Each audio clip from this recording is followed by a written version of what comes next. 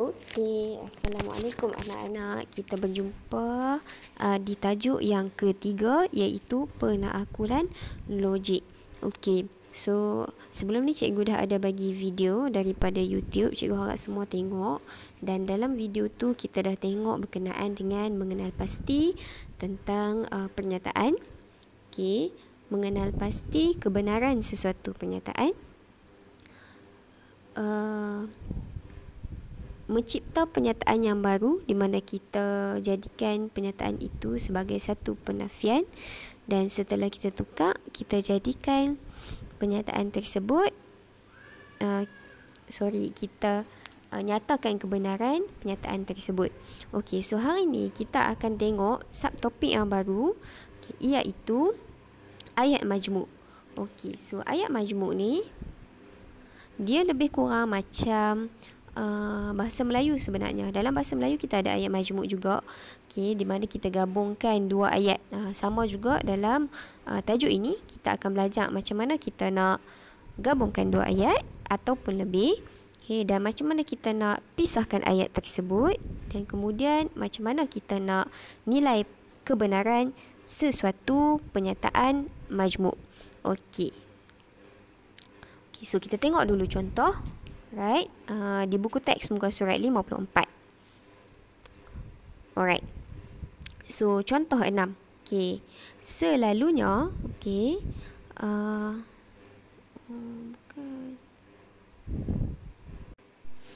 Okey. So muka surat 54, contoh 5. Okey. So sebelum kita nak menyatakan kebenaran sesuatu pernyataan majmuk, kita kena belajar dulu gabungkan dia. Okey. Kita akan gabungkan pernyataan majmuk menggunakan dua sahaja. Okey. Pernyataan iaitu perkataan dan juga perkataan atau. Okey, kita akan gunakan dua perkataan ini untuk menggabungkan dua pernyataan untuk dijadikan pernyataan yang majmuk. Okey, contoh. Alright. Okey, contoh 1. Okey, gabungkan pernyataan P dan Q berikut dengan perkataan dan atau. Okey, soalan 1A. Dibagi dua pernyataan. Pernyataan pertama adalah pernyataan P. Okey. Dan pernyataan kedua adalah pernyataan Q. Okey, so cara nak gabung, kita akan tuliskan dulu pernyataan P diikuti dengan perkataan dan, connector dia. Okey, dan diikuti dengan pernyataan yang kedua iaitu Q. Contoh, okey, kita letakkan dulu pernyataan yang pertama P iaitu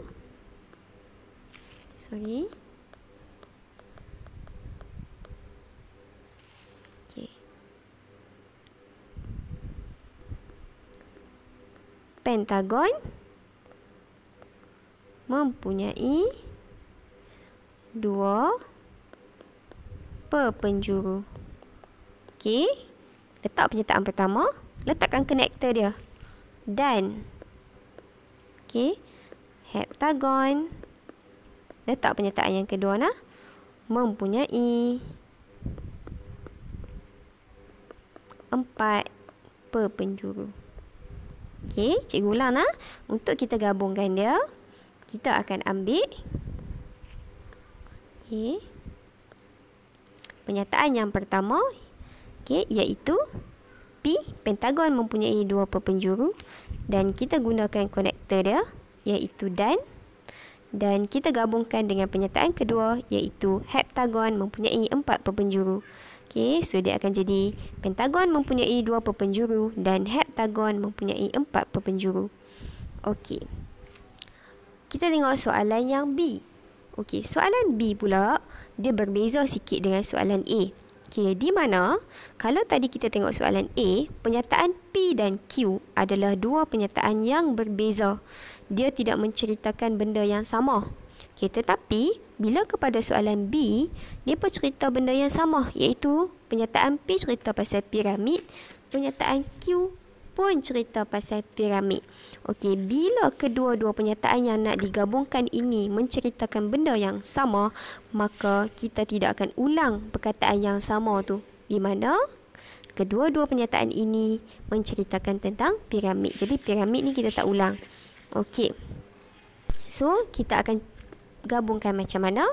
Okey, so kita akan ambil pernyataan yang pertama iaitu piramid.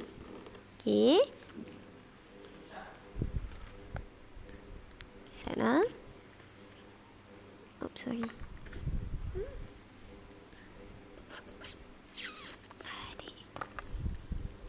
Okey. So, kita akan ambil pernyataan yang pertama iaitu piramid mempunyai 5 satah. Okey, so piramid mempunyai 5 satah dan piramid mempunyai 5 bucu kan? Kita takkan ulang. Jadi piramid mempunyai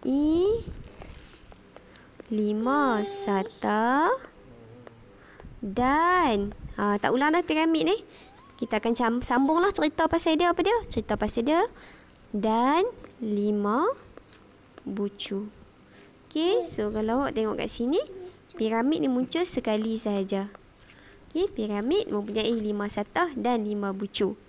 Okey. Okey, C. Okey, kalau awak tengok C, dia pun lebih kurang sama dengan B. Tetapi bukannya cerita yang depan itu yang sama, tetapi cerita yang belakang sama. Jadi yang dekat belakang ni, cerita dia adalah pasal integer. Jadi integer ni tidak akan berulang bila kita nak gabung. Okey, so bila kita nak gabung, okay, kita ambil dulu pernyataan yang pertama iaitu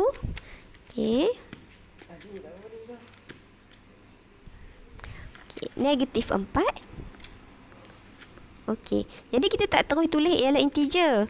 Sebab kalau kita tulis negatif 4 ialah integer dan 2 ialah integer, dia akan berulang ni integer tu. Jadi kita terus gabung saja dengan pernyataan kedua. Negatif 4. Kita guna konektor dia nah. Dan 2 ialah integer. Okey. Jadi macam ni cara kita nak gabung. Okey, mari kita tengok jawapan. Okey. Okey. Allah. Okey, tengok jawapan. Okey, so di sini bila kita tengok jawapan, okey, pentagon mempunyai 2 perpenjuru. Ini adalah pernyataan P.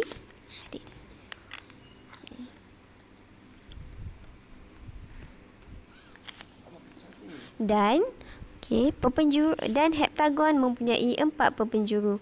Ini adalah pernyataan Q. Okey, dia gunakan dan sebagai konektor dia. Okey, di mana yang kedua ni dia gunakan atau, sama juga cara nak gabung dia. Okey, ambil pernyataan P dekat depan. Okey, pernyataan P dekat depan. Sekejap P dekat depan. Dan kita guna konektor dia atau, kemudian kita gabungkan dengan pernyataan Q kat belakang. Okey, ni yang kedua lah. Okey, piramid mempunyai 5 satah dan 5 bucu. Okey, kalau digabung guna atau, sama juga. Piramid ni muncul sekali sahaja. Okey, mempunyai 5 satah atau 5 bucu. Dan kes yang ketiga pun sama. Okey, negatif 4 dan 2 ialah integer. Negatif 4 atau 2 ialah integer. Cara nak gabung dan atau ni sama saja. Okey, yang membezakan dia adalah konektor dia. Okey, so lepas kita dah pandai gabung, kita kena pandai pula pisahkan mereka. Okey, so ini adalah contoh 6.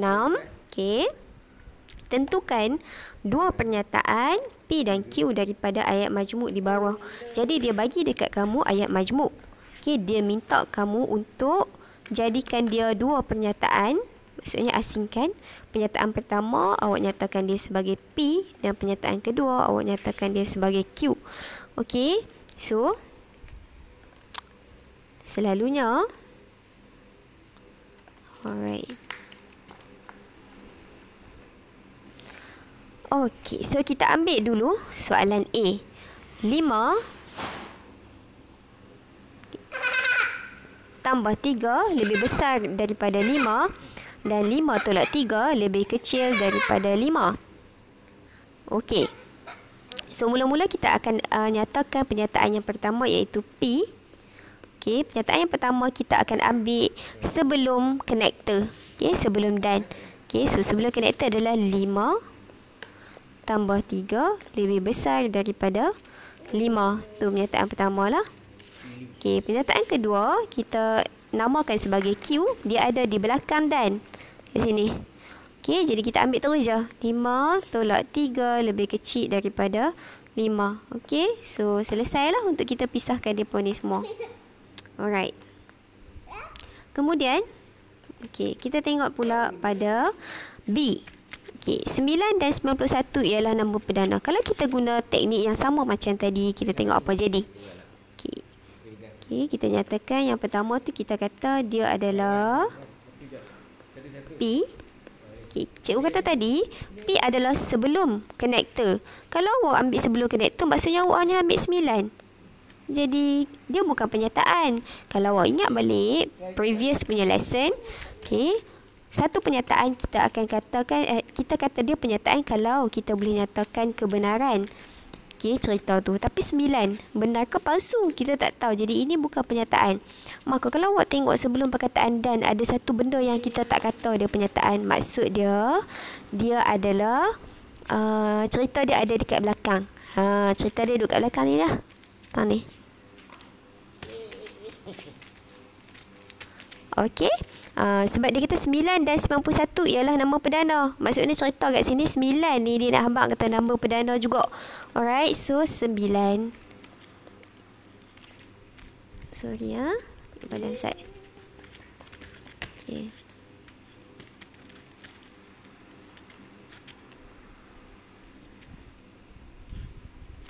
Okay. P. Okay.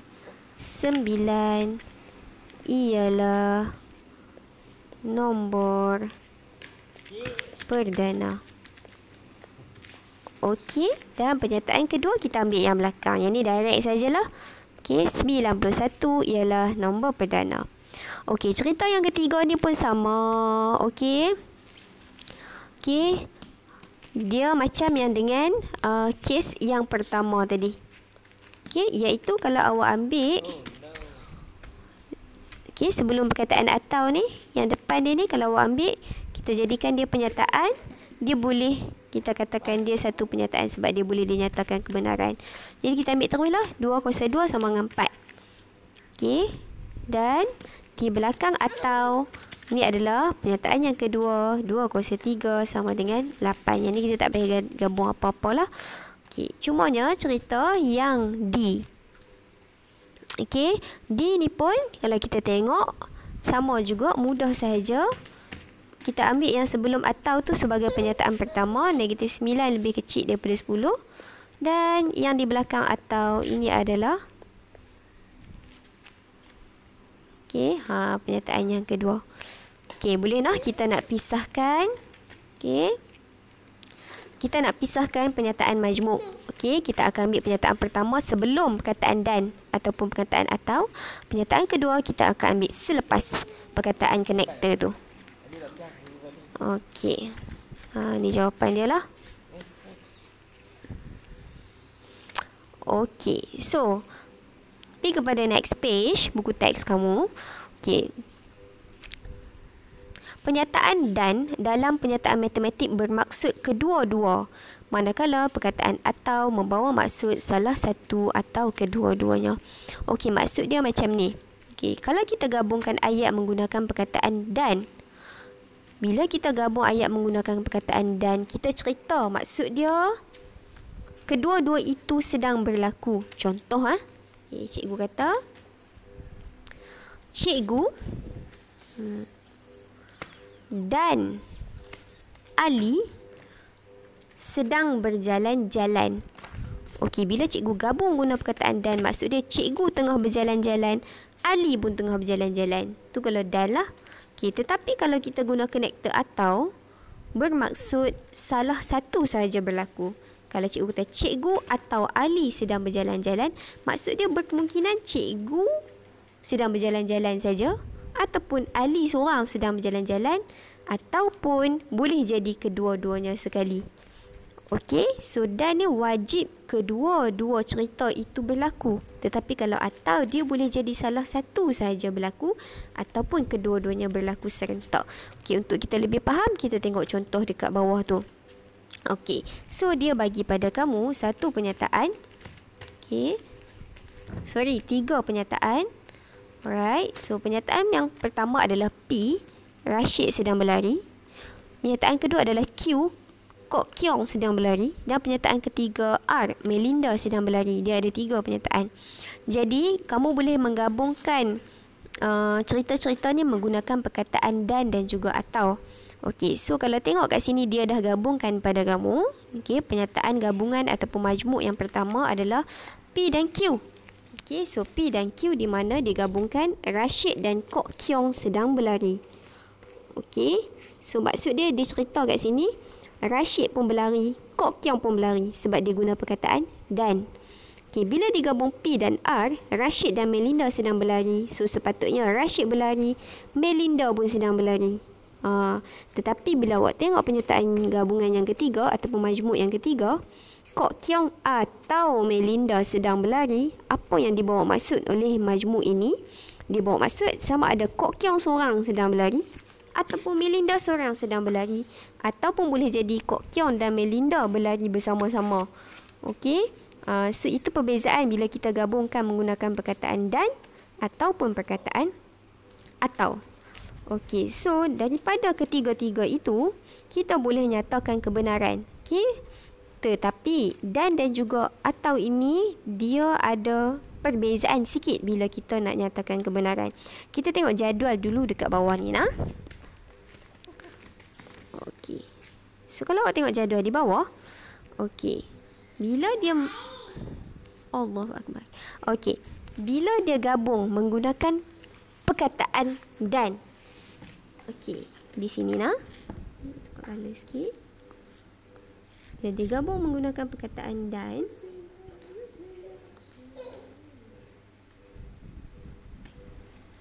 Okey. Dan. Okey, wajib kedua-dua pernyataan tersebut adalah benar. Okey, barulah kita kata ayat majmuk ataupun pernyataan majmuk itu benar. So, kalau pernyataan P benar, pernyataan Q benar, maksud dia dua-dua pernyataan benar, barulah kita kata pernyataan majmuk tersebut benar. Contoh, kita tengok contoh gabungan P dan Q yang pertama ni. Okey, so kalau tengok kat sini, Rashid dan Kok Kiong sedang berlari. Dia guna perkataan dan kan? Kita tengok check nah. Rashid sedang berlari. Okey, betul. Kok Kiong sedang berlari. Apa maksud dia? Maksud dia pernyataan pertama benar P, pernyataan kedua pun benar Q. Jadi bila dua-dua benar, maka kita kata pernyataan ini adalah benar. Ingatlah ni untuk cerita dan. Okey, dan. Dia kena dua-dua pernyataan benar baru kita kata benar. Okey. Tapi kalau salah satu palsu, seperti cerita yang kedua ni. Okey, cerita yang kedua. Okey, cerita yang kedua ni. Okay. Rashid dan Melinda sedang berlari. Yang kedua ni. Okey, mari kita tengok nah, dia guna dan kan. Rashid sedang berlari, betul. Ni. Melinda sedang berlari. Salah. Melinda tengah duduk. Apa maksud dia? Satu pernyataan benar, satu pernyataan palsu dan dia menggabungkan perkataan. Guna perkataan dan. Okey, kalau satu benar, satu palsu, tengok dekat bawah ni. Satu benar, satu palsu. Bila dia guna dan, maka pernyataan itu akan jadi palsu. Maka pernyataan yang kedua adalah palsu. Okey, tetapi berbeza pula dengan atau. Atau ni dia memerlukan salah satu pernyataan sahaja benar untuk bagi conclusion bahawa pernyataan majmuk itu benar. Contoh, okey, mari kita tengok contoh yang ketiga. Okey, contoh yang ketiga digunakan atau untuk menggabungkan. Jadi, kalau awak tengok, okey, pernyataan pertama, Kok Kiong sedang berlari, betul? Melinda sedang berlari, salah. Okey, jadi kalau awak tengok di sini, dia menggabungkan perkataan atau. Satu pernyataan benar, satu pernyataan palsu. Apa jadi? oh, pernyataan ini adalah benar. Bila menggabungkan menggunakan perkataan atau, walaupun salah satu palsu, kita masih mengatakan pernyataan itu adalah benar. Okey? Okey. So, ini adalah contoh yang kita boleh tengok. Kita tengok beberapa contoh sahaja. So contoh 7. 2 dan negatif 5 lebih besar daripada 4. So dia menggabungkan menggunakan perkataan dan. Alright, so bila diguna perkataan dan, maka kita kena hati-hatilah. Sebab satu pernyataan yang palsu boleh menyebabkan keseluruhan pernyataan majmuk itu menjadi palsu. So kalau kita tengok pernyataan yang pertama, pernyataan pertama 2 lebih besar daripada 4, maka pernyataan ini adalah benar. Sorry. 2 pula 2 lebih besar daripada 4 no.